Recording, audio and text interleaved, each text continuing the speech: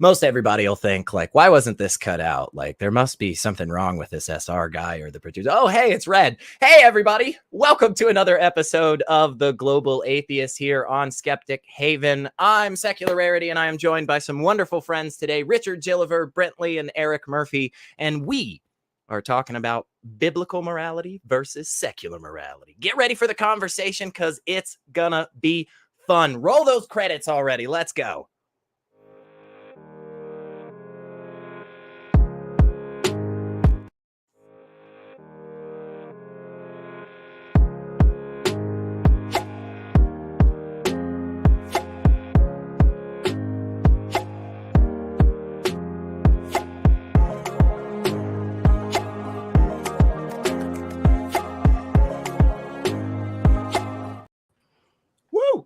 Nice. I am always excited to be hanging out here because we always get the coolest people. And I am biased because each and every one of these gentlemen you've seen on screen have sent me $20 on Cash App over the last few days. It was good. It was nice. I really needed that. Tell anybody that, but that's. I'm sorry. Well, I thought it was. That was part of the agreement. Was okay. Never mind. Blew it. Welcome to an episode of the Global Atheists, folks. I am Secular Rarity, and I am so excited to be joined by these wonderful, wonderful folks with me here today. I'm going to start on my. What is this? Right, left? I don't know. Hey, Eric, what's up? Hey, who are you, man? What are you doing here? I got the invite and I'm happy to come in and hang out. Thank you for having me here. Yeah, man, we're really glad to have you. You are known by some in the skeptic, atheist, talking about religion community. What do you do, brother? Where can people find you and all that good stuff? Oh, well, people probably know me from my first YouTube channel, which was Talk Heathen with the atheist community of Austin. Since then, I've started a number of other podcasts. You can find a lot of my work around different atheist YouTube channels. I'm just a video editor, but also I have my own call-in show on Sundays at 9 a.m. Pacific time. That's 11 a.m. Central time every Sunday, called Skeptic Generation. Mm-hmm. Heck yeah, man. I love it. You are an OG around here, man. It is just awesome to not saying that you're old. I think we all know I think we all know our next guest is really taking the cake there. Hey Richard, what's up, brother? Been a while since I've seen you, man. What a great intro, right? Hello, Elliot. A pleasure as always. How are you, man? What are you doing here? I'm good. I got the invite off our wonderful producer Raymond, who is a wonderful person, both online and in real life. I have had that pleasure, and it's a always great fun. I think the last time we were talking about what were we talking about? Some philosophy or other, weren't we? There was philosophy. There was science. Science and philosophy. I think Rob was with us. Yeah. You know what? It's out there. You guys can go watch it. It's in the catalog. It's always great fun being here, and I always enjoy it very much. So, and whenever Raymond asks me to come on, I'm going to say yes anyway. So yeah. Honestly, just as like a punishment for him, because it's like it's weird. He just forgets. He forgets, after like a week or two of not having us on camera, and then all of a sudden he's like, "Why did I call these guys?" But definitely last, but undeniably not least, my brother Brently. What is up? How are you, man? What you doing here? Good, man. How we doing? I'm good. I'm excited, man. I'm excited. Oh yeah. I'm excited to be here. Yeah, I do a show called Punk Apostate, where I just react kind of like Mystery Science Theater style to extremist fundies. So it's just a good time. It's just funny, We've had some good ranting sessions about some Christian nationalists and stuff. So right. I'm sure some of that may bleed in today, because I can definitely tell you my experience when it comes to the Christian nationalist kind of wave. So I'm most people out there know I'm in the South. I'm in Tennessee. You can see this right now, just so pervasive everywhere. I think Louisiana just recently passed a law saying you have to, put the 10 Commandments up in the schools, and everybody's up in arms. And I'm glad people are up in arms. that's been that way in Tennessee for the last decade and a half, you guys. Like, so it's frustrating because, and I think this might be a good segue into this. What I see this as is a group of individuals who have said, we have the correct way to live one's life. We have the right moral compass pointed in the right direction. And everybody else needs to do this too. And that's something, to me, I think it is actually prevalent in the Bible. I think it's pretty obvious that if you ascribe to morality from this religious text, it comes with it that you have to kind of push it onto other people, because your understanding is this is from the Almighty God himself. Of course it's right. Eric, what do you think on that, man? Am I off base, or give us your No. In fact, it has a term. It's called the Great Commission. To spread the gospel is the Great Commission, and so Christians are called to do that. And just to kind of shore up what you're saying, in the Old Testament, when you have the Exodus out of Egypt, I know we can talk about the historicity, whatever, but we're talking about the story here, right? And the story has this group of people receiving commandments directly from God. And if you want to read them, they're still listed out. You can go to Leviticus and read through Leviticus, and it continues to go. And then even in the New Testament, you have more commands being given by Jesus, and then a whole bunch of things in the epistles. And so I think at its core, it's divine command theory, and it is a extremely comfortable view of the world. I mean, why wouldn't it be? You don't need to do a whole lot of thinking. It's just given to you, right? And whether it's right or wrong, you can put it down and go, okay, I've done all the thinking I need to do about this, and go on with your day. And so I feel like it takes a lot of effort to break that apart and try to understand morality on a more direct way. And honestly, I think that everyone should, even if you are a Christian, because who's to say whether you under divine command theory, you can be a terrible person who does good things. It has nothing to do with you being a good or a bad person. And I feel like most of the time when we're talking about morality, we are making judgments about the kind of person who's making those decisions. And if you give up and let Jesus take the wheel, you're not ever making those decisions for yourself. And so that's why it's important that we have this conversation, for sure. Yeah, I love what you said just right there, man. Yeah, about really just taking yourself out of the equation. Honestly, you're not really participating in morality when it comes to that divine command theory aspect of it. Richard, what is divine command theory, real quick? Is that divine? Can you help us with that? Yeah, and it's really interesting as well, because I think, in my experience, and I'm from somewhere that's not overtly religious, especially not with Christianity. I'm from a very multicultural area. Now, I think, in my experience, I only really come across divine command theory when you either have philosophers or people who think they're philosophers who are using it, or people are pushed to it. And I find that really, really interesting. But what divine command theory is essentially, to kind of use its most basic form, is if God says something is right, it is right. And that's kind of the nuts and bolts of it. If God commands something, regardless of what that command is, regardless of how we would view it in our own kind of interpretation of morality, it is right, because it has been uttered or commanded by God. That seems, Brently, that seems to me like it gives answers to a lot of stuff, right? Like, it's some sure answers. We know how to navigate, some of these difficult situations that us secularists and atheists just can't seem to figure out. Why is this not a good system? Why is this not beneficial? Well, I mean, honestly, it's weird whenever I have these conversations because a lot of times they like do the whole like moral ontological thing, right?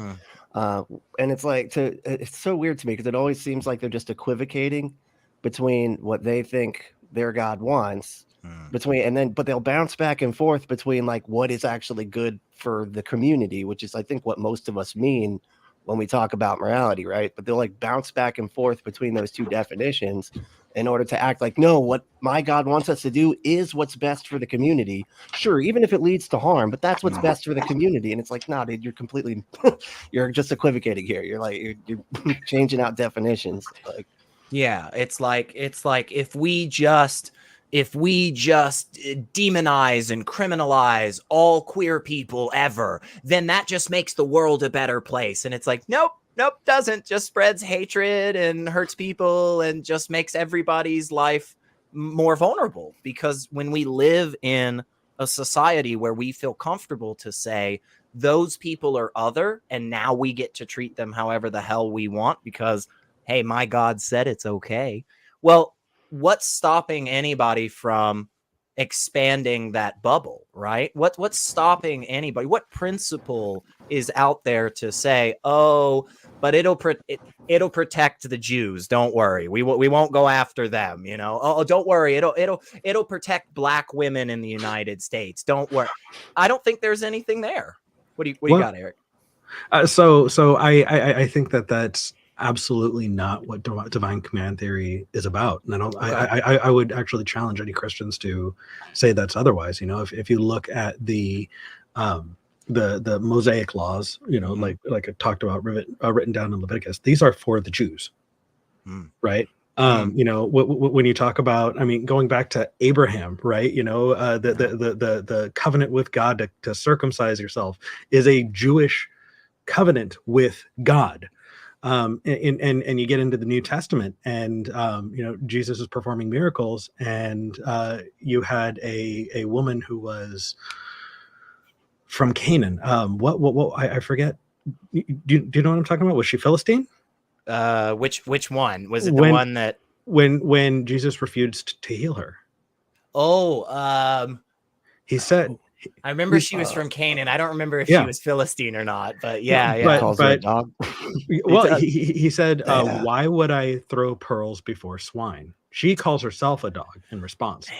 She says, even the dogs can have the table scraps after everyone eats. And so wouldn't you even take care of, you know, those who are not part of your group? So I disagree. I don't think that divine command theory, you know, in the way that that's laid out there, was ever meant for everybody. It was always meant for the in-group. It was always meant for the Jews. It was always meant for followers afterwards, you know, that led into Christianity. It's an in-group morality, and it definitely doesn't take into account and explicitly says, okay, we're going to make an exception to the rule and help an outsider, but we're going to make sure that we know that we know and they know they are swine and they are dogs.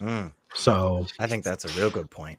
I think it's a fair point. I think one part where I would maybe not necessarily push back against Eric.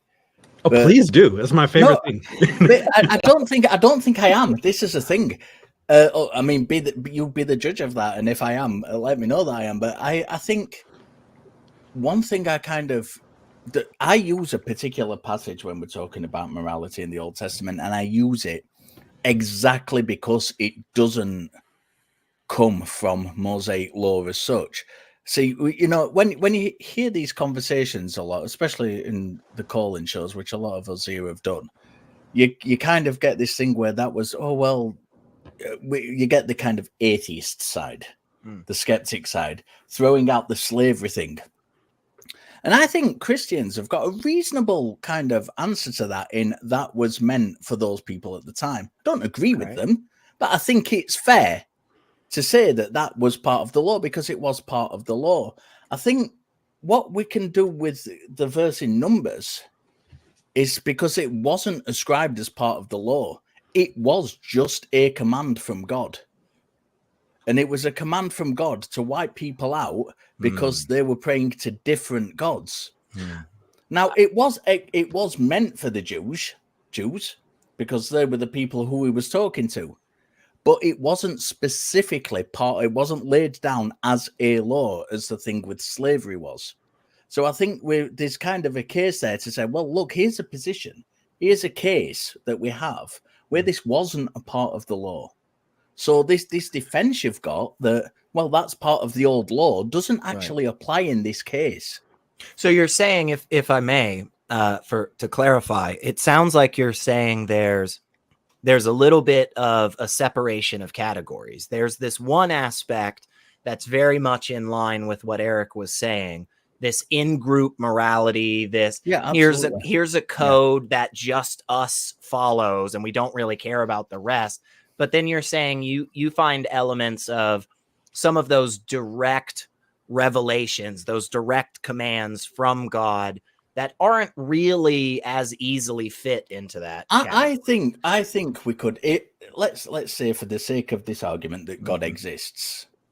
I think God could give this command, the command in Numbers 30. Is it 30 or 31? I don't remember. It's one of the two. And he could give this command, and he could give it to a modern Christian audience, and it would still have the same application. Whereas the mixing of fabrics. It's not a specific command to the Jews as a law. It is just a command to get rid of a bunch of people because I don't like them, Eric. Please push back. I absolutely disagree. Numbers is all about Joshua's conquest of Canaan. This is God trying to make good on giving this holy land to the Jewish people.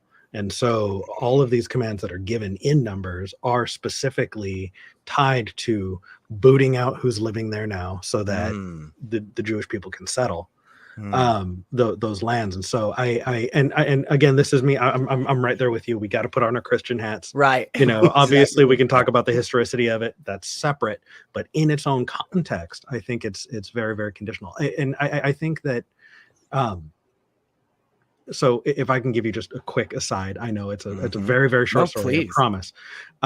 So I was, when I was a kid, I remember asking my pastor about perfection because God was supposed to be perfect and I just didn't understand it. And I said, okay, so is the way God sits perfect?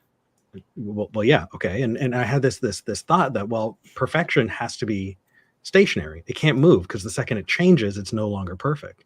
And my pastor said, perfection follows God.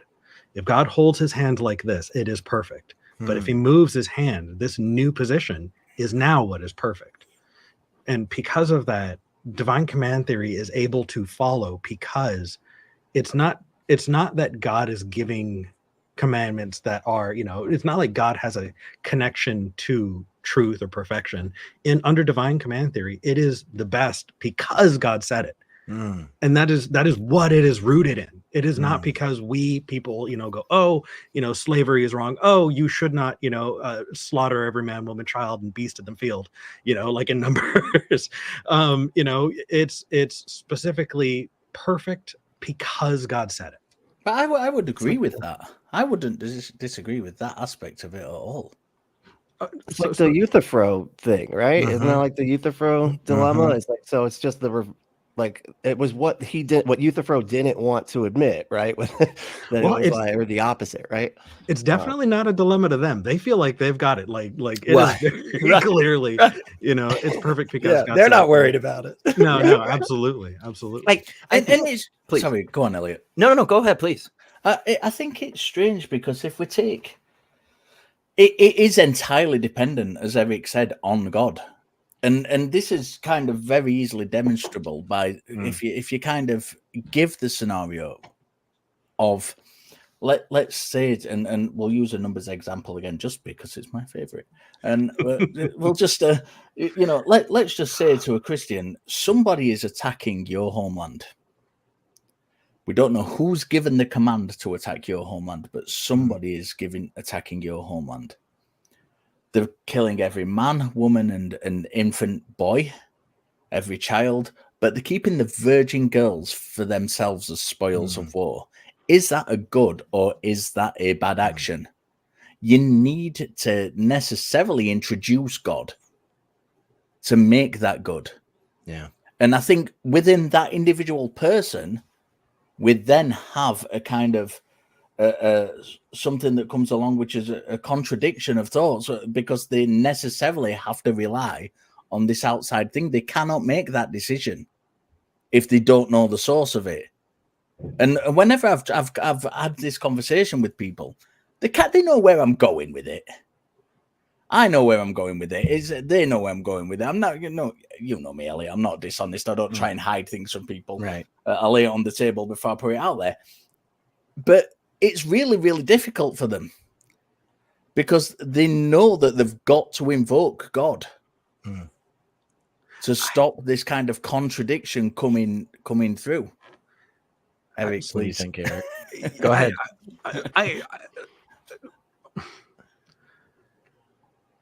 We had so many thought-stopping techniques. Mm. There are so many things that we did that absolutely would not get us to that point. And it wasn't uncomfortable for me to cite divine hiddenness, for me to say, God, you don't understand why it's the right choice because you don't see the grand tapestry of the universe. All you see is your tiny little speck of it. So how dare you not understand and try and judge what, could be, I don't know, some butterfly effect 1,000 years from now. That's how cancer gets cured in 2050. It's moving the goalposts from the dilemma, though. So maybe Richard, okay, but I'll say, and I'm glad Eric brought this up because I was going to say something like that too, where when I was a believer, when I was raised Christian, I never would have used the word presuppositionalist. I never would have responded to it if anybody said it to me. But all of my arguments were essentially that. It was essentially, I had accepted that God was real, actively intervening in the world whenever he saw fit, and everything that he did or didn't do just was correct. It just was the right thing. And so ultimately, when somebody would come to me and they would say, well, gosh, Elliot, this seems kind of weird. Why God do this whole slavery thing? And it was nothing for me to go, oh my gosh, man, you just couldn't understand. We still have slavery today. Slavery hasn't been completely gotten rid of because all of these people just have all this sin in their heart because they've, abandoned God. God wants the world to be a certain way. My God. Baby. It was my fault. This is why I appreciate so much and I've said this publicly on the show before as well. I appreciate so much the fact that there are people who've come from religious backgrounds because I do not have that experience. And I can intellect my way through these conversations as much as I can. Right. But I will never, ever have that experience that an Elliot or an Eric has had who've come from that background. Having said that, I do want to hear from Brently. I was going to ask him, how did you approach this stuff whenever I'm sure like Eric and myself and, every other religious person out there were some moments where you had maybe a thought and the religion didn't, or you saw something happening that a religious person did and you were like, oh, I don't know how that squares. So like, what did you do to get past these moments? Was it easy? Was it tough? How did you handle this? Yeah, no, I was right there with you. I was like homeschooled and everything. So I was like really indoctrinated and all that. So and it's just, and I would have done the same thing. I was just like, well, it's something we don't understand. I used to use this analogy of a math equation where I'm like, those really long, like show your work. All we can see is X equals 4 or whatever. And so we're like judging him. If we judge God based on the X equals 4, that means you're making yourself a God. You're acting like you're just big shot Mr. God now. You get to judge the actual God. Which is so manipulative.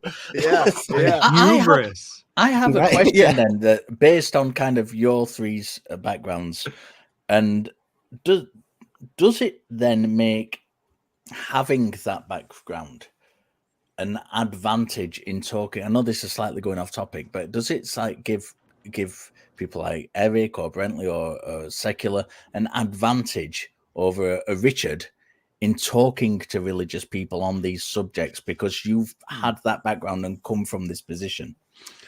I think it can be helpful, in some instances. So like, for instance, I over the few, last few years, I've gotten, more and more into, the Islamic apologetics, the Dawa stuff. And oftentimes when I'm in those spaces, I purposefully try to use the Arabic words, right? I won't say Muslim community. I'll say ummah.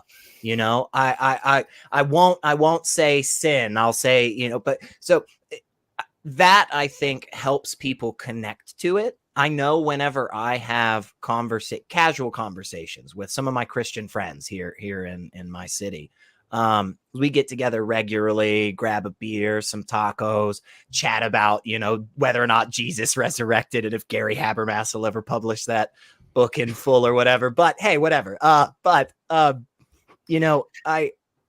find that when I can really lay out something to them in a way where they go, yeah, I kind of just feel like I left a church sermon there, it seems to me that when I then have another objection after that, like, I get that sin isn't just bad stuff, right? It's missing the mark of God's perfection. It's not being able to meet up to that standard, right? Well, when you say it like that, and then you go, but that really doesn't make much sense because God knew from the beginning that we would never meet up to that standard, I think it makes that pushback a little bit more palatable, maybe. Either that or you're going to turn them all into Calvinists. Yeah, well, one or the other. So that's the worst thing, is that I find myself going, I don't know, Calvin, man, maybe. I get it. Yeah. Maybe God's just an asshole. Honestly, yeah. So it's a double-edged sword. Yeah, I think Elliot's got it. It can absolutely benefit when we can speak Christianese. Yeah, but there is a massive downside to it. And the massive downside is we have been taught how to stop freaking thinking. And it is a very hard thing to unlearn thought-stopping techniques. What you just heard are three different thought-stopping techniques. Yeah. That caused us to completely stop in our tracks, stop thinking about it, critically, and work our way back. Oh my goodness, I'm embarrassed. I was too hubristic. I was too, I'm thinking of myself as a god. How dare I? Oh, I'm so small-minded that, I couldn't possibly understand this in this greater context of the universe. Oh, and because of that, I think that we had to do a lot more real hard digging. And so I that's a downside. Like that really sucked to have to do. Yeah. It's like I react to a lot of like Ray Comfort videos and stuff. And that is such like that thought stopper stuff. It's so interesting because I'll be watching. I don't even know how many hours of these things I've watched. He asks the same fucking questions over and over again. And I still find myself at times when he asks like something, well, how can you just say what is right and wrong and stuff? And I'm like, shit, yeah. Why can't we just get to say that? It's got to come from something. Like it works. Yeah. It's like, because I was there, and it's like, it's so, like you said, it's just so hard to unlearn. And Ray Comfort's like the jokest of all jokes when it comes to like apologists. And yet it's still like it just shows the power of those of those techniques. It just shows how strong that really connects with us as people. Even though all of us now have been out of this space for so many years, we've read all the books, we've heard all the other arguments, we know the historicity now, and yet all somebody has to do is come up to you and go, but how could you ever know the full majesty of God's plan? And it's like, well, I mean, okay, yeah. Or even the more embarrassing, have you ever lied before? Oh my God, yeah. Have you ever lied before? My God. So you're a liar? That makes you a liar. So you're a liar. Yeah. I mean, you admitted you're a bad person. You need Jesus in your life. Like that alone, there is an initial feeling that I was taught to feel, and it is a lifelong struggle to claw back from that. How Well, would you three? Sorry, how would you three feel if when talking to people? I know Elliot has had a lot of experience with the Islamic community. How would you relate your own experiences then when talking about things like morality outside of Christianity when you're talking to people of other faith traditions? So I think Elliot may be better talking about Muslim stuff. You know what really frustrates me that I want to hopefully spend some time on in this? We don't need to do it right now, but if we can put a pin in it.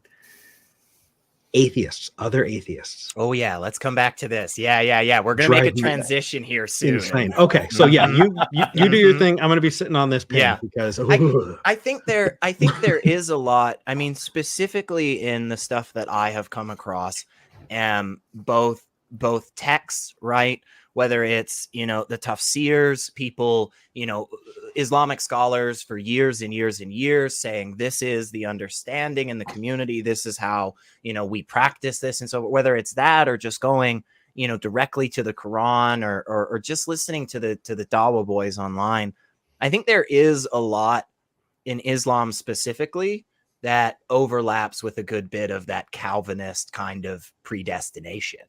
And in that sense, what can be really kind of weird and frustrating is when you take that approach, right, to morality, to life existence as a whole, right? If you just accept it, right, from the beginning, all of these other conclusions follow that seem wild on their face. Just right here, right now, we'd all be like, oh my gosh, never. I could never see the chain of logic that gets one there. And it's like, yeah, but again, if you've just accepted the fact that basically, like, Allah has created some people that will just ultimately be in hell forever, and he knows that. And he's like using them in the daily life to for his purpose. Like, you can't know that. You can't ever know what's in these people's hearts. That's a Christian thing too. You don't know, man. Maybe this guy is actually a really good person and will do amazing things later on. And God is using this vessel. I mean, it seems Noah was a drunk. Yeah, I mean, right. Yeah, Noah was a drunk, right? God, what's Solomon, King David? I mean, all of these horrible people, right? And so when I am seeing other religious communities, and I think back on so much of those thought-stopping techniques, right? That well, God does exist. That's not really up for debate, Elliot. It just is the case. And because God exists, God is, all of these things. He has all of these particular attributes, one of which just being perfect goodness and love. And so essentially whatever ends up happening is goodness and love, I see that through a lot of different religions, especially a lot of the main ones. Do you see? And I know we, I don't want to kind of hang on Islam too long, and I'm not sure what Brently's experience of Islam is, so please jump in at any point. But I do you see that the kind of, especially with the online kind of Muslims and the people they influence? Do you see this kind of idea that there is just a unified single morality within Islam, where in reality, when you look at the Sharia laws and things, you have lots of different, like for example, the alcohol rule. There are lots of the Islamic judges who believe that drinking alcohol is absolutely perfectly legitimate, but we don't see that in general in these kind of online communities. Have you come across that yourself? Yeah, I think you get a lot of the same cherry picking that you get in Christian communities, for sure. We're really, really happy to point out, those moments where Jesus vaguely says to like love your enemies or whatever. Not even really fucking sure what that means or how you do it, but hey, it sounds nice, like it sounds pretty, just like there's a verse in the Quran that says something along the lines of like, if you kill an innocent person, it's like killing the whole world. So like you look at that and you go, oh, wow, that's pretty nice. Yeah, that sounds good. Sweet. And then, you get that verse where, Paul is like, yeah, Jesus actually wants the slaves to obey the crappy masters. Yeah. Jesus is a big fan of that, by the way. And you get that verse in the Quran where it's like, you know what? Hey, once Ramadan's over, just kill everybody, So it's something that, again, I think if you approach these texts from the mindset where you've just already accepted this is the case. Allah did talk to Muhammad through Gabriel. Like that just is the case, Richard. And because that happened, we're definitely allowed to beat our wives. Not just allowed, by the way, but commanded. Like if we fear disobedience, we gotta hit him. Unless you read Pictel's translation of the Quran. Right. I was going to say, look, we're allowed to beat women because Moroni told Joseph Smith about the plates. There you go. So there's this whole thing. See? Yeah. And again, there is that similarity where it is this, and I understand it in a sense because this is supposedly it is the most powerful statement that could ever be stated, right? This is the thing, the entity that started all of this shit with a purpose, okay? It wasn't just accidental. It wasn't like God just turned around, knocked over a cup, and now there's people. No, he made people purposefully to worship him. So it's like, I don't know, man. He just said the thing, so I guess we got to do it. Whether it's Moroni, whether it's Muhammad, whether it's some random, rabbi or something, they have the word.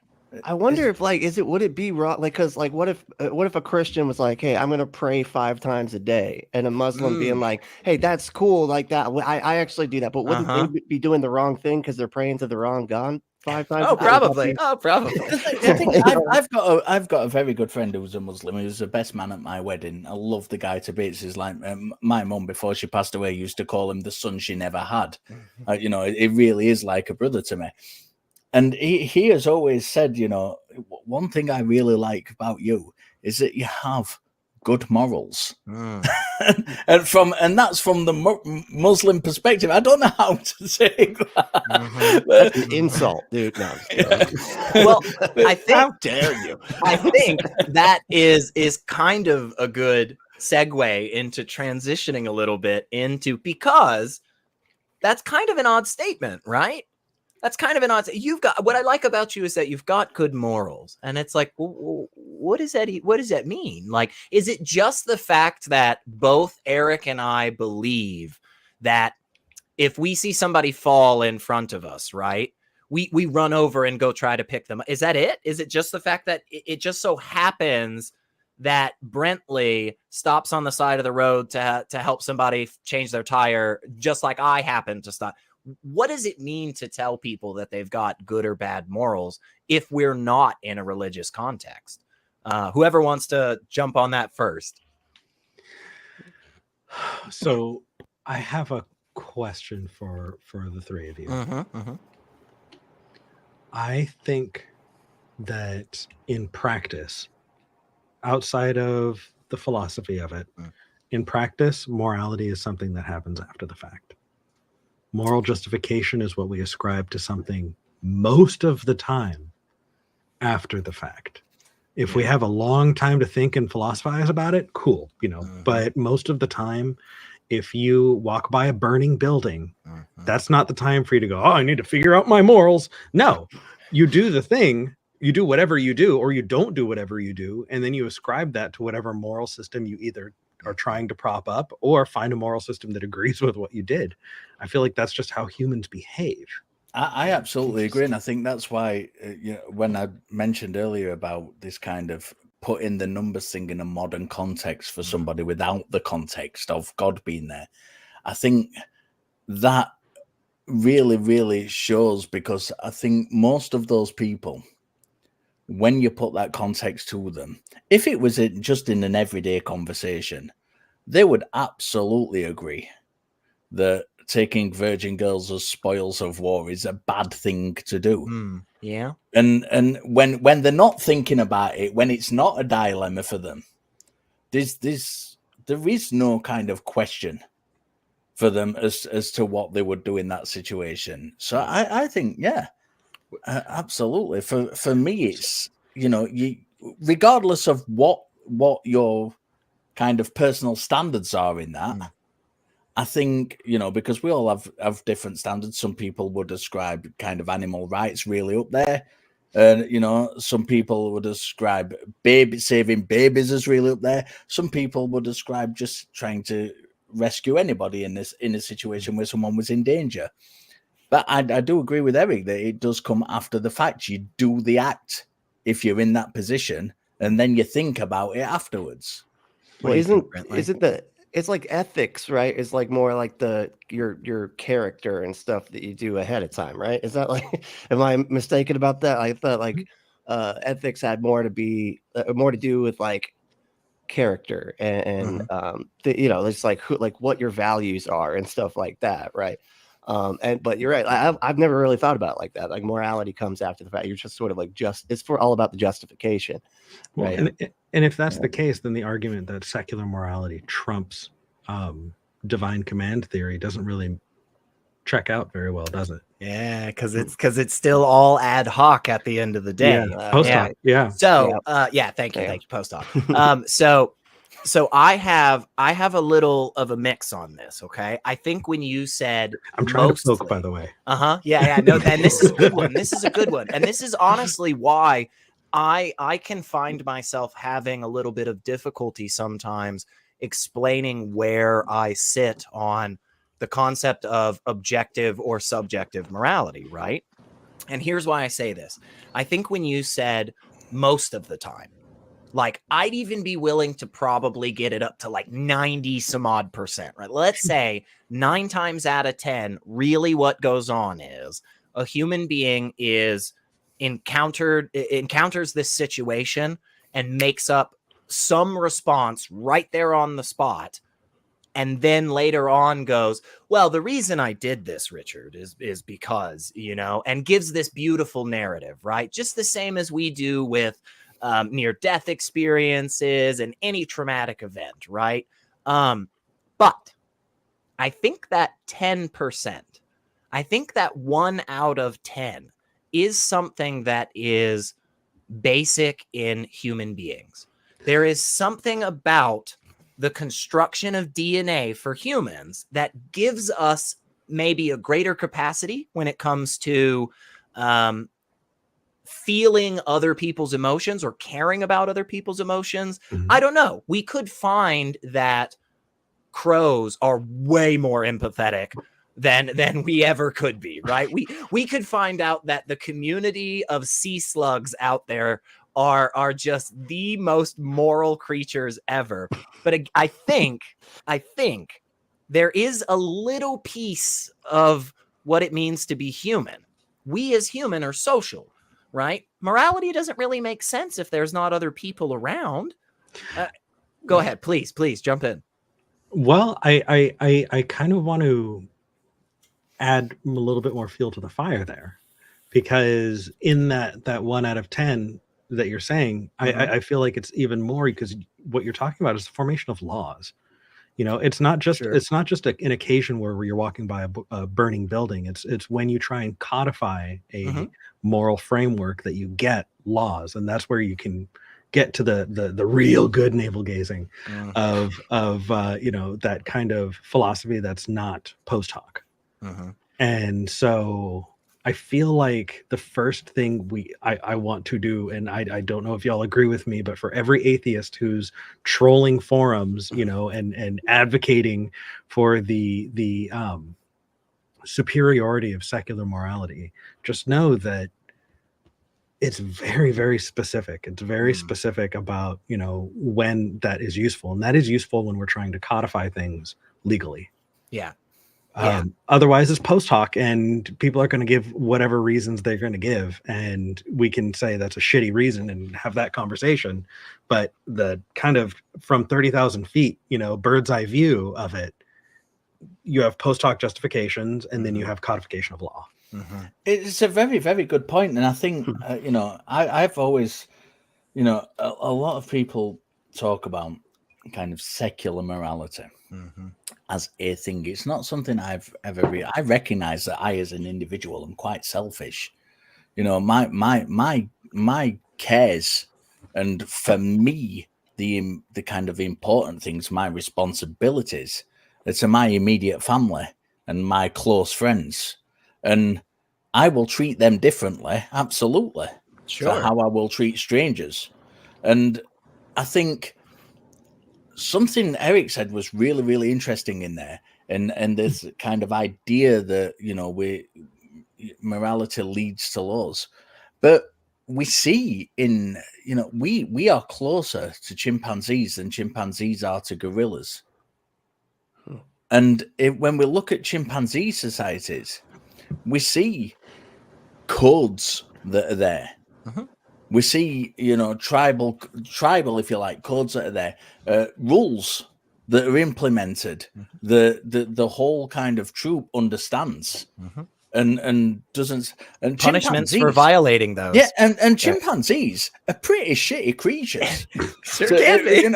Everybody kind of has these. I remember the old, maybe only the producer Raymond will kind of get this, but in Britain we had these old adverts for tea, for a brand of tea, and on these adverts were monkeys, these little chimpanzees, these cute little chimpanzees, and they kind of, they always presented back then, because I'm incredibly old, as Elliot alluded to at the start of the show. Thanks, Elliot.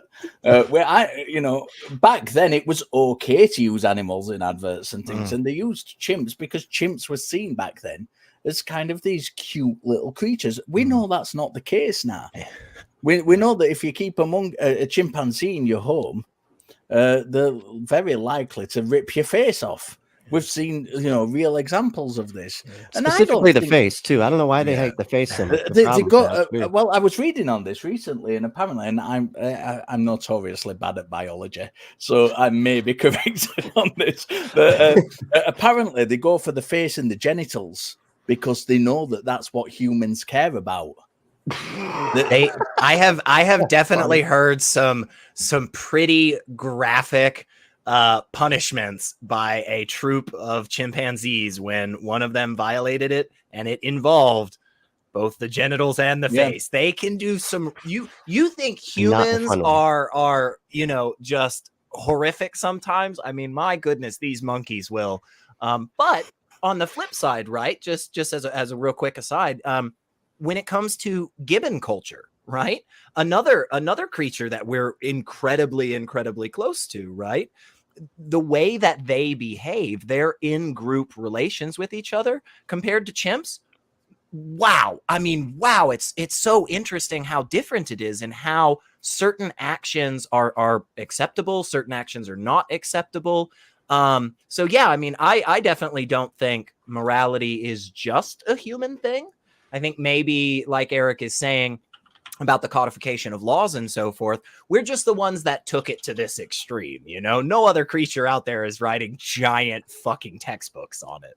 But please, either you go back if you had something else, or I'll kick it over to Brently if you had something, man. No, Brently, please jump in. Oh, it's funny, like you're talking about like codification of laws, because like I was, when you go like to the gas pump or whatever, and you see like that little sign that's like, do not suck on, do not put your mouth on the gas pump, and you're just like, what the fuck was that for? Like, who did that? To the point where we had to, and it's like, I feel like a lot of the laws and stuff, and then of course we're gonna fight in courts over stuff, but it's like a lot of like, okay, somebody wronged somebody else. Right. And so now we got to like, okay, so don't do that, don't do that this way. And it's been like sort of curated over time, right? Because of those sort of things, because those things happen. I mean, that's so even in codification of laws, you have post hoc rationally, post hoc reasoning. Yeah. Boy, that really messed us up when that one guy took those baby deer home from the state park. I mean, it's literally on the sign. Do not try to take the animals home with you. I just imagine that park ranger had a really weird moment there as the guy's like actively stuffing a deer into his truck, and he's like, "What are you doing, bro?" I'm right here. Okay, I can see you. So okay. Jesus. It sounds like we might not even know what secular morality is. Is it just morality that's not religious? I mean, is there more to it? First off, secular morality is, yes, by definition, it's just secular just means not religious. Okay. So I yes, and we've got some problems that we need to work out. Because the work is not done. And yes, I do think that non-religious moral systems put responsibility on us, and so we have some footwork to do, and I like that a lot. I like being able to take some responsibility there and work with it. So that said, I don't want people to think that I'm trying to say they're all the same. They're not. Right. That said, you have these different camps of morality that we just need to work on. It like consequentialism versus deontology. Yeah. Right. And this is completely in the irreligious place, right? So religion aside, is a thing that is right always right? Are we going to go with a deontological, kind of Kantian, and even utilitarian, views of like, a wrong thing is always wrong in every circumstance? Or are we going to go with consequentialism, which states that whatever you did, it doesn't necessarily matter. What matters is the consequences of your actions. Both of them suck. I feel like this word that I always hear Christians saying to me whenever I point out bad morals in the Bible is coming up right now. Context. Brently, does context matter for morality? Isn't kicking a puppy is always bad, right? Is there ever a good reason to do that? How do you justify that, man? There's some mean puppies. Okay, they got little needle teeth. Okay, they just got teeth like adorable little golden doodles. But I feel like I need to space myself from this. This is. We do not endorse any animal abuse, people. We want to make that very clear. These are examples to push back on morality. Apparently, some dogs are assholes. Advocating for some violence. Yeah, no. I think because this is the one problem I have with it's seemingly. I don't know a whole lot about philosophy, I'm going to be honest.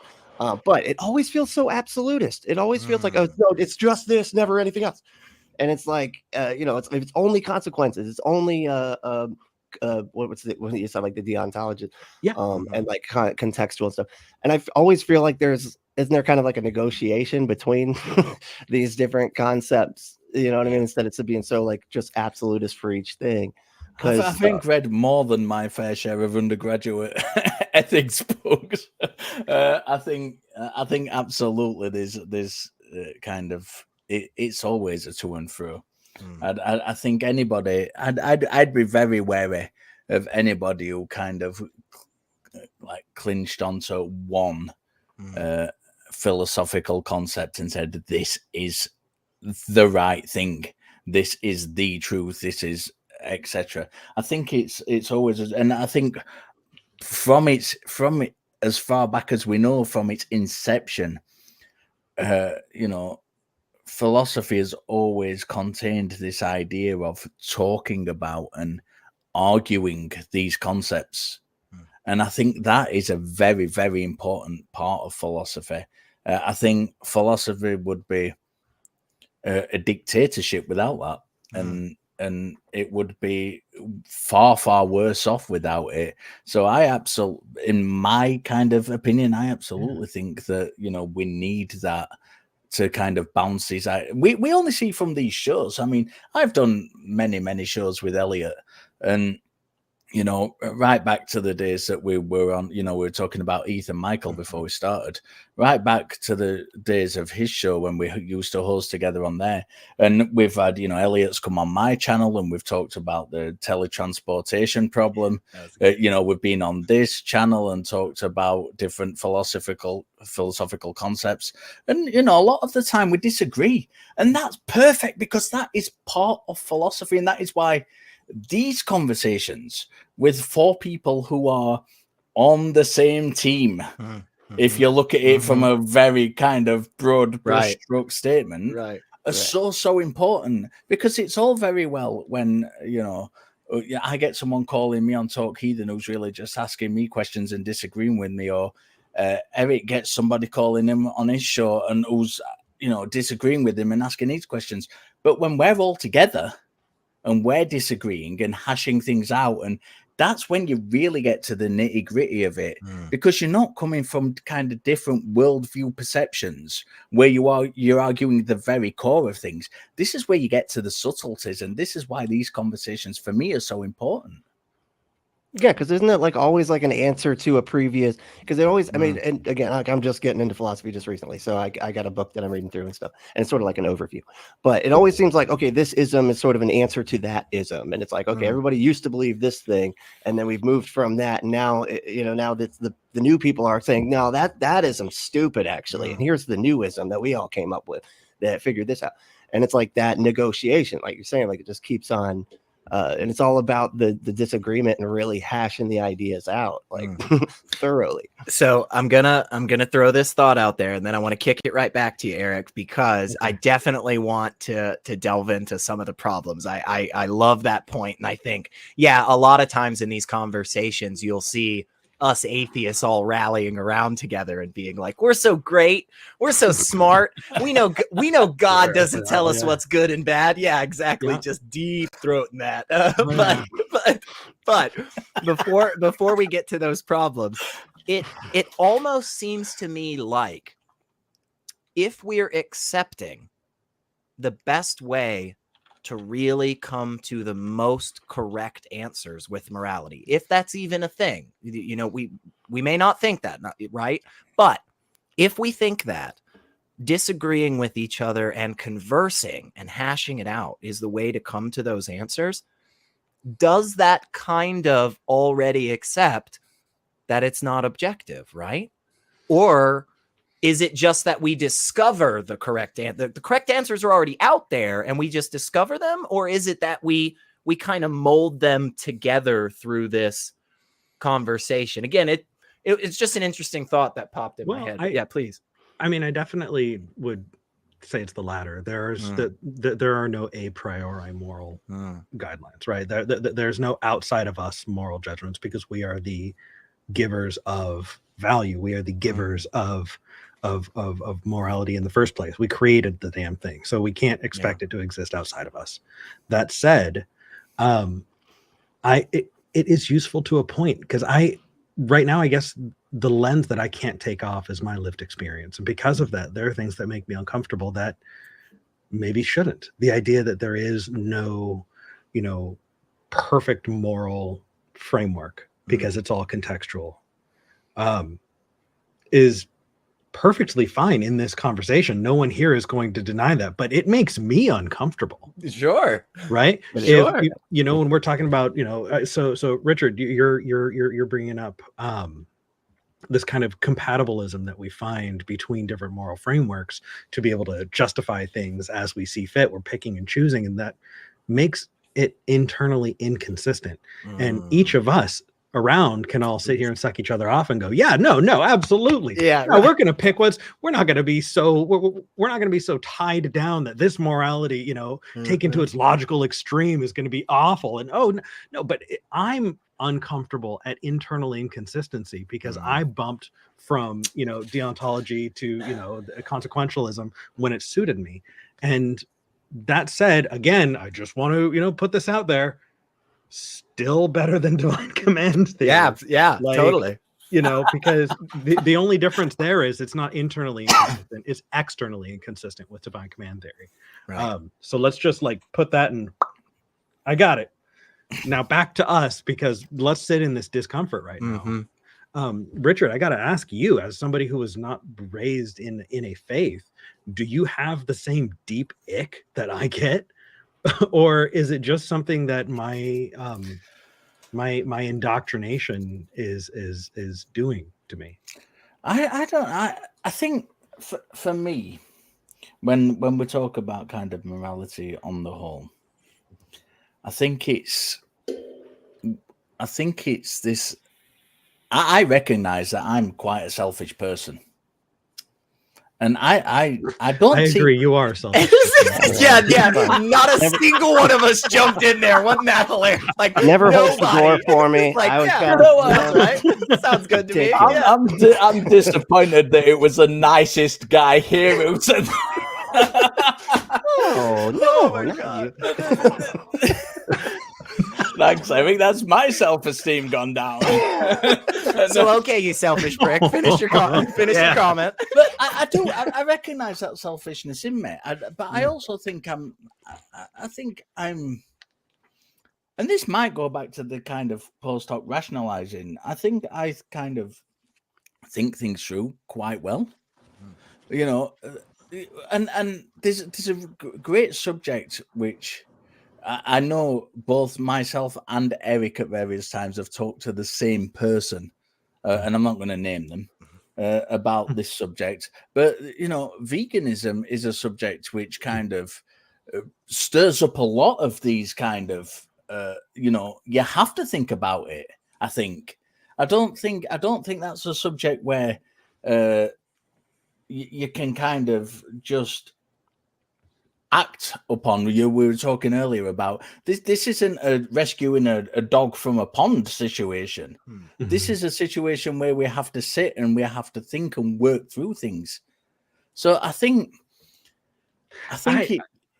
mean, yes, but at the same time, that is a perfect example of me being deeply uncomfortable. I ate an egg and bacon sandwich a few hours ago. It was delicious. Sure. Do I think, and I also think that's probably not a moral thing that I did. And what post hoc justification can I reach for that's not going to make me feel like an asshole now? Okay, so since we're on it, this is good. I love this. I'm glad that we've picked, you know, something you know, that's kind of specific we can focus on. So Eric, would you say, if all of the compounding fact, I think, you know, CAFOs, right? Like the big corporatized, you know, farming operations and stuff, you know, shoving 17 goats into a pen not big enough for 2, that type of stuff, right? Absolutely atrocious. Absolutely atrocious. I don't know how anybody makes those justifications, right? That being said, if all of that were accounted for, would eating the bacon and egg sandwich still be bad? Is it the physical act of eating the bacon? Well, so people have different justifications for being vegan, right? What you're talking about is, you know, the immoral, you know, structures of capitalism. What you're talking about is global impact, global warming, you know, suffering of animals. Yeah. Well, so that's different. Okay. That is different because, right, I'm talking about like global climate change and environmentalism. Environmentalism is different than suffering. Sure. And when you're talking about suffering specifically, it doesn't matter how nice it is, right? It totally depends on how you define suffering. So, but then again, you know, I don't know. What was the name of the oh God, I'm losing it. She invented this system to absolutely minimize suffering for cows being slaughtered. Oh, Temple Grandin. Temple Grandin. Yeah, she's amazing. She's awesome. Yeah, so totally agree. But yeah, but she did. She helped like a third of all slaughtering facilities in the country. So like, yeah, she minimized the suffering, but she's actively helping kill. Is that kind of where you were going, like that? Exactly, because if we're getting rid of the suffering, then it's not a problem anymore. But they're still dying, but they're not suffering. So then it's not about, okay, so then whatever it's about dying. These are all different silos. And so in any single one of them, a vegan can stand and go, you know what? I'm ethically vegan. except for this, and this, and still Yeah. be absolutely justified in the silo that they're in. Yeah. So I mean, we find ourselves, Richard, we find ourselves with people who want to crush them all together. But the fact is that you need to be able to look at them at their in their individual silos to be able to find out where anybody stands. Because why would you care about suffering when you're actually just worried about the environment? Why would you worry? Why would you talk about, you know, global greenhouse emissions when you're really just worried about, you know, creatures dying, you know, or fear of death, you know, and that kind of stuff. So it's way too icky. It's way too complex. It is, and it's a great for me. It's a great conversation about ethics, the veganism. A lot of people don't like it. We've had more than our fair share of complaints, as I'm sure you did when you were in my position on Talk Heathen. When people, I hosted 2 shows in 2 weeks where we took vegan calls when I was hosting with Dan, who is a vegan. So that was great conversation. I remember listening. That's funny. You said that. I remember listening to Talk Heathen when both of y'all were talking about. I remember Eric. I remember you specifically being like, "This is not the vegan show. Like, this it's not Talk Vegan." Yeah. Hey, time and place, people. Time and place. You know? Come on. I love having those questions because I think, I mean, it's probably because my degree is in religion, philosophy, and ethics, so the whole shebang is my ballpark. And it's great because I work in the motor industry. I work for Mercedes Benz, and I work with some like really rough-assed people, you know, the kind of like oil-covered men's men, and they know I do this stuff, and they're just like boring.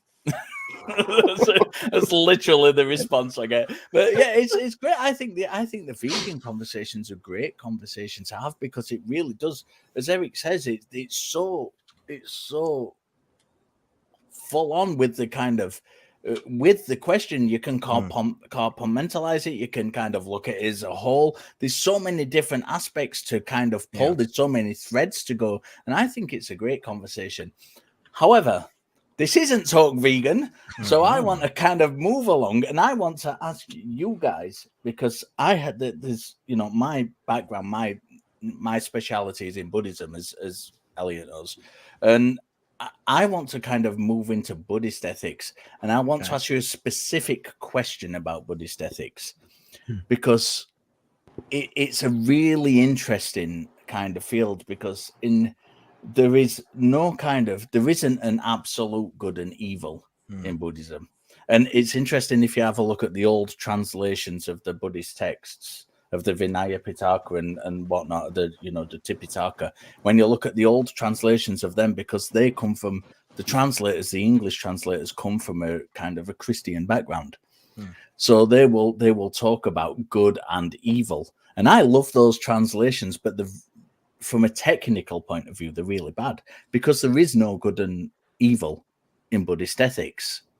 What there is in Buddhist ethics is you have a goal, which is enlightenment, and good ethics are those which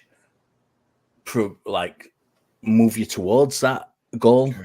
Bad ethics are those which move you away from that goal, or impede you from getting to that goal.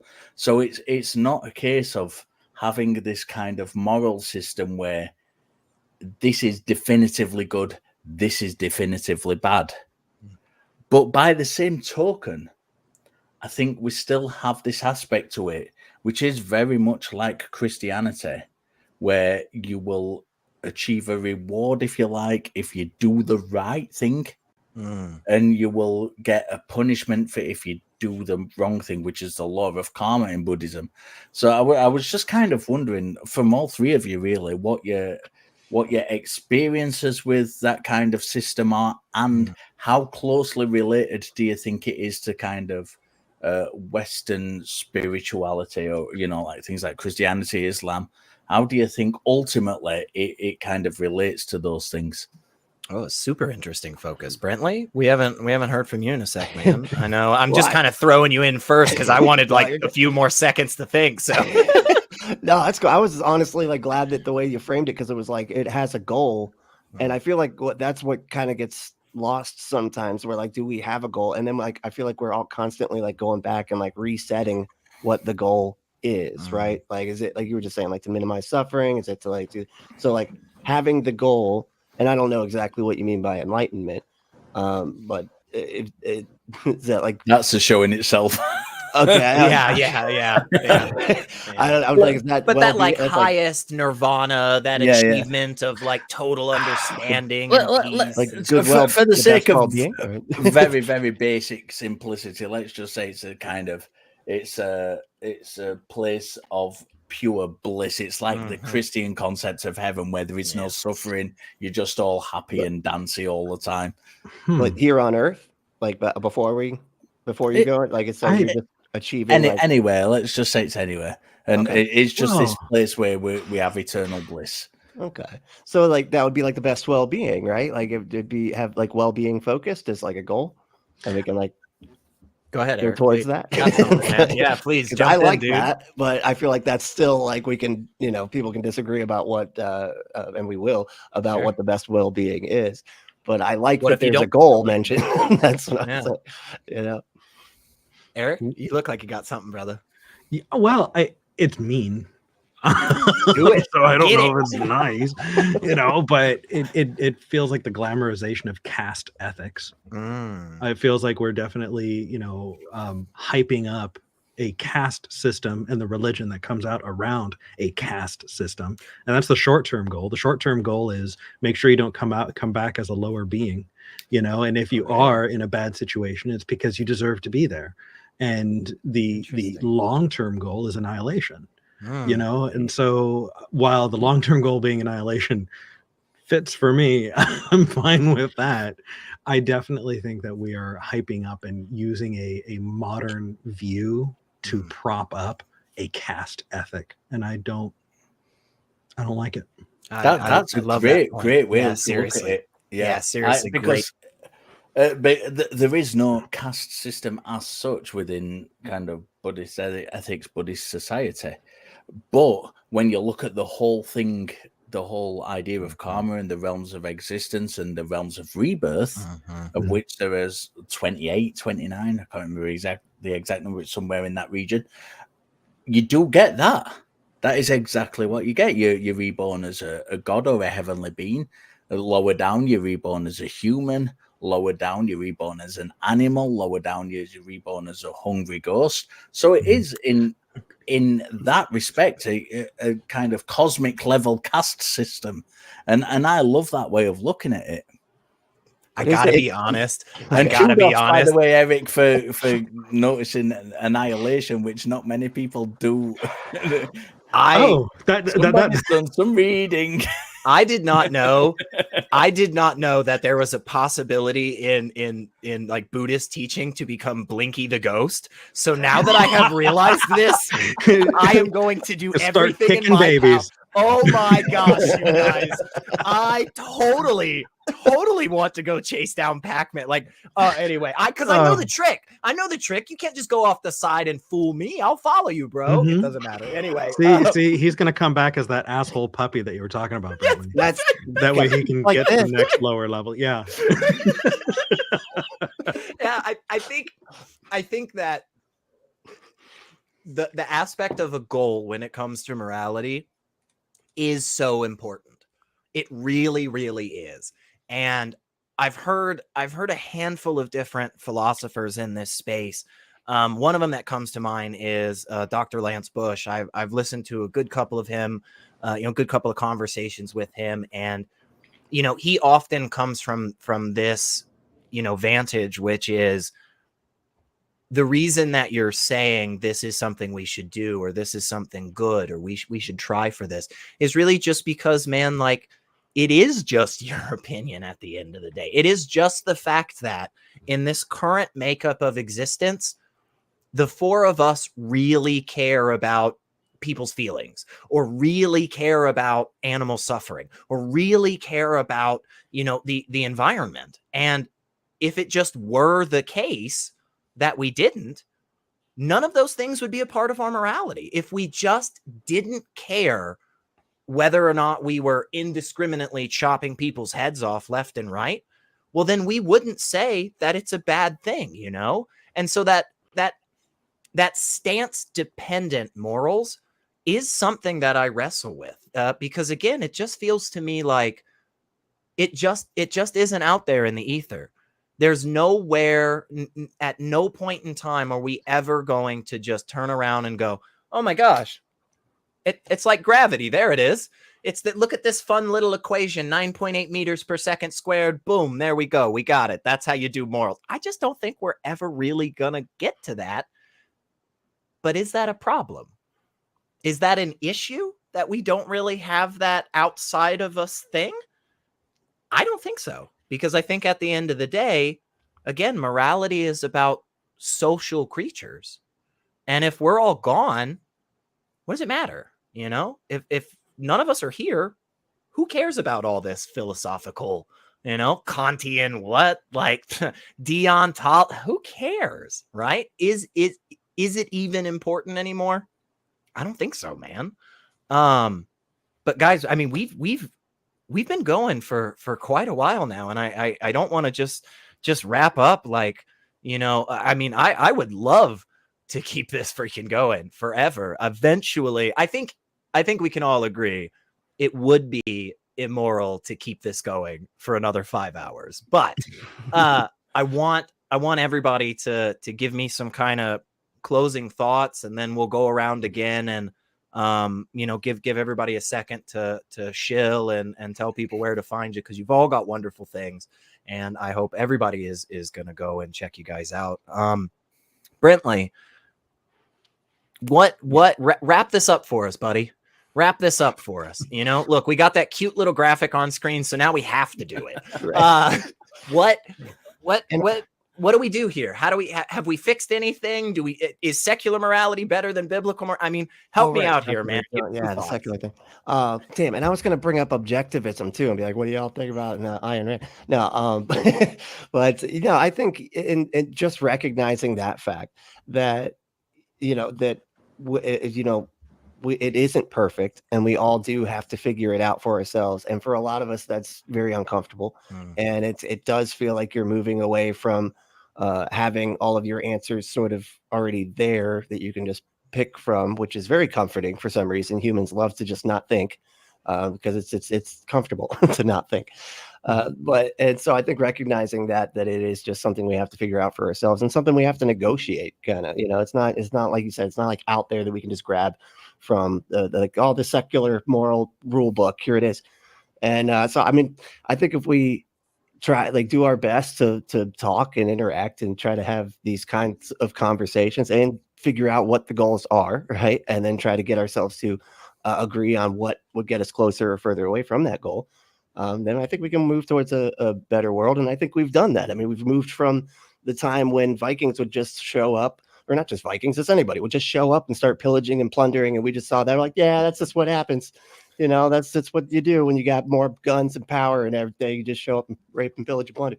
But we've moved past that, and now we're to the point where, you know, we're actually considering people's feelings that we hadn't ever up until this point. You know what I mean? And now we're like, hey, you know, these people are people too. We shouldn't, like, you know, we should look out for them, because you wouldn't want to be treated like that and stuff. So yeah. I think we're moving in the right direction. That's my point. Heck yeah, man. Yeah. I love that. I always love those types of thoughts in this conversation, you know, because I personally, I get annoyed by the defeatist attitude a lot of time. I get real annoyed. I understand why people don't like the cynic about morality. I don't think there's a problem with being nihilistic. I think the problem comes in when you really get that cynicism deeply ingrained, and then you just don't want to do anything. But man, Brently, where can people find you? How do they follow you and get more of your thoughts, man? Yeah, just go on youtube.com/@punkapostate. Yeah, and check it out. It's a lot of fun. I'm gonna do all sorts of stuff, but mostly I do live streams where I react to extremist fundamentalists, like we were saying, like with Ray Comfort. He's kind of been my shining star. Yeah, it's you can just get so much out of that. The people's reactions are hilarious. Yeah. And it's just fun. You can kind A of wealth of entertainment. yeah. There's lots to talk about there too, because he does do kind of like these word games and stuff. So it's kind of fun to just pick apart and see like what he's doing wrong. It's a lot of fun. Heck yeah. Well, definitely go there and subscribe and hang out with him. Richard, give us some final thoughts, man. What do we think on morality? Did we figure anything out? Do we know anything about morality, man? I think the thing is with morality is we're always figuring stuff out, and I think that's the important part of it.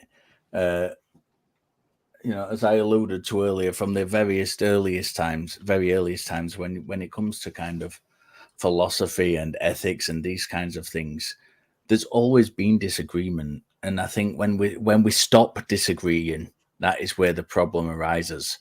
I think it's very, very important that we have these conversations, that we show the world that atheism and skepticism isn't a monolith and people disagree with each other. And I think that's really important. I really, really do. And I think I've got this undergraduate ethics book here from my university course, and I think this says everything we need to know about ethics. This is a book. This is what we are taught in British universities when we are learning about ethics. This is literally it. And the book cover is a decapitated head. And I think that tells you all you need to know about what we need to know about ethics. That was a stylistic choice for sure. There are going to be disagreements, and the way we get around those disagreements is by having good faith conversations and working together. It is vital. Heck yeah, man. I totally agree. Where can everybody find you and hear more good stuff from you, brother?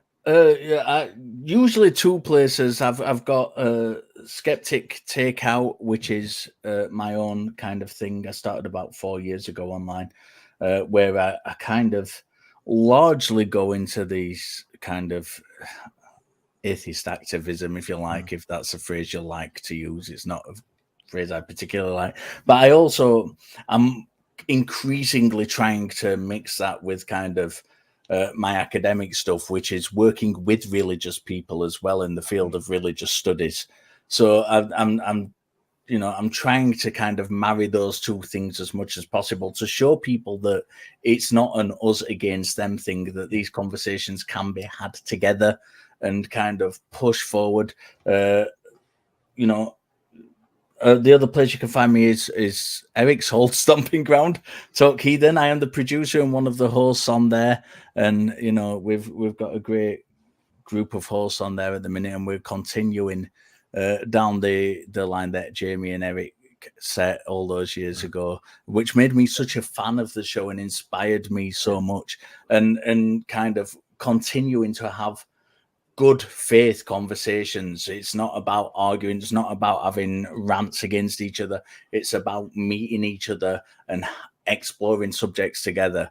And I hope I'm continuing that legacy. And that's what I aim to do. And that's if you are a religious person and you want those good faith conversations, give us a call every Sunday at 1 p.m. Central. Heck yeah, brother. And Eric, we talked about some problems. There's some issues on the secular side. The Bible is not, even with those issues, the Bible's still doing worse. But give us your thoughts, man. What did we solve anything? Are we better off? Where are we, man? I mean, I like what both Brently and Richard had to say, and I do want to I do want to prop them up. Brently, you expressing that, the in-group dynamic of, early moral systems.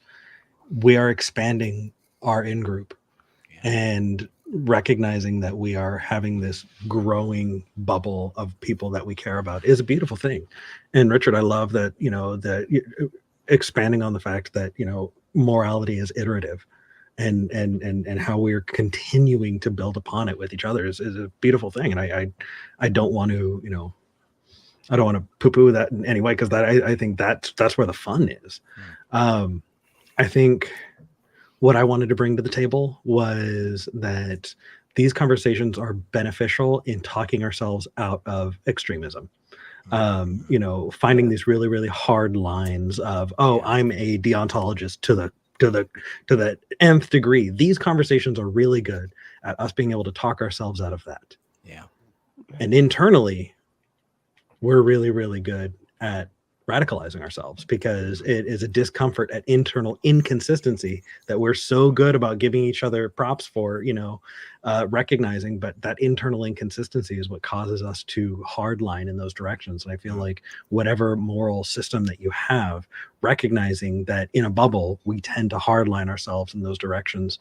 Definitely, I don't think that we came to a conclusion or that we solved anything, but that we recognized some of the big points in moral conversations, and hopefully maybe sketched out a few more places on the map that people might need as they're, finding their way through this dense forest of moral conversations. I think it can be useful. So I think we did good.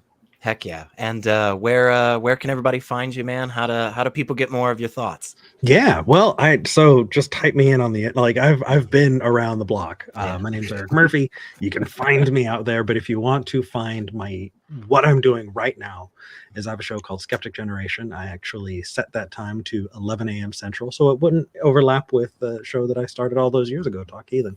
I'd be done in time to make sure that got some time too, because having those conversations is important. And so, yeah, I do have conversations with believers and atheists. I want to have ongoing conversations so we can see the development of those things over time with empathy, respect, and making sure that we still hold people's feet to the fire. So Skeptic Generation. Heck yeah. And seriously, to all three of you, I love you all so much. I always greatly enjoy when we get to hang out. You bring different things. Each one of you today said something that truly hit me and made me go like, oh shit. Okay. I see it. Like, I can get that, it's going to be a lot of me thinking very deeply and talking to myself while I'm cooking some chicken here in a minute, because I'm about to get into that. I am legally obligated to thank the wonderful patrons that help keep this channel here, Skeptic Haven, going. We've got Puck, Helen Green, Logan Fisher, Amanda McLeod, Eric Ozols, Rion, Deneen Murphy, Dan D, Michael Wiseman, Sonny Shell, Aaron Coalson, and Phil Calderone. You are wonderful people that help keep the lights on and help all of us get to have these wonderful conversations. If you are enjoying this and you think to yourself, my gosh, this just isn't enough Skeptic Haven, I need more. Well, first off, I think we would all agree that is morally correct. Okay. That is morally correct. That is the goal. That's the whole goal. That's right. You have attained enlightenment, and you can find all of the great shows right here on Skeptic Haven. On Tuesdays, we've got the Secular Soapbox. Thursdays, we've got the Sunny Spot. On Saturday, this show, The Global Atheist and Women Atheists Unload. And then, of course, on Sunday, we've got our call-in show, Let's Talk. My suggestion, if you've never done this, folks, my suggestion is just all day Sunday skeptic call-in shows, baby. It is the best freaking way to have your Sundays, man. That and maybe, I don't know, some popcorn and some, I don't know. I don't want to advocate for anybody drinking or anything, but like, some gin and tonic, and a little skeptic talk. I'm into it. But seriously, guys, the three of you, I think are just wonderful, wonderful people in this space. I always love hearing your thoughts on stuff. I hope everybody out there goes and checks out their stuff. Go subscribe. By the way, if you didn't like and subscribe here already, again, I think we all agree that's immoral. Like you have just radically gone off the deep end here, buddy. But with that, we appreciate you so much, folks, and we hope you will have a great rest of your day and continue these conversations in your daily life. Have these conversations more, because that that just seems to be the way that we make any progress at all. So thank you all so much. And yeah, go be heathens or atheists or blasphemers or whatever you want to do. But whatever it is, don't follow the divine command theory, y'all. We'll see you next time. Bye.